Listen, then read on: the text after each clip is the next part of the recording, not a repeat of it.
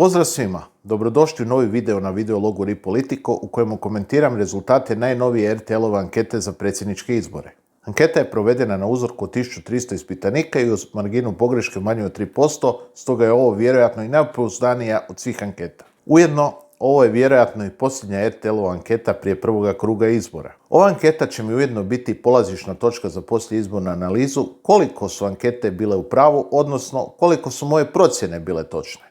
U odnosu na prošli mjesec jako se malo toga promijenilo. Milanović i Primorac su u padu, Marija Selak-Raspudić i Ivana Kekin u porastu, a pri tome je Kekin i najznačajnije rasla za punih 1,5%, dok je Miro Bulj ostao praktički na istome. Svi drugi kandidati su i dalje ispod 2% podrške, a ulaskom novih kandidata u izbornu utrku smanjuje se broj neodlučnih za gotovo 2,5%. Ovo istraživanje donosi informaciju koliko podršku imaju vodeći kandidati po strankama, a podaci nisu iznenađujući jer donekle su slični onima iz Ipsosove ankete za Novu TV koju sam već komentirao. Imajući u obzir pouzdanost ove ankete, osobno mislim da je ovo i točnije od Ipsosovih podataka. U pogledu drugoga kruga, jača podrška Milanoviću, a slabi podrška Primorcu, uz veći broj neodlučnih. To i ne iznenađuje, s obzirom da si Primorac svojim javnim istupima evidentno i jako šteti.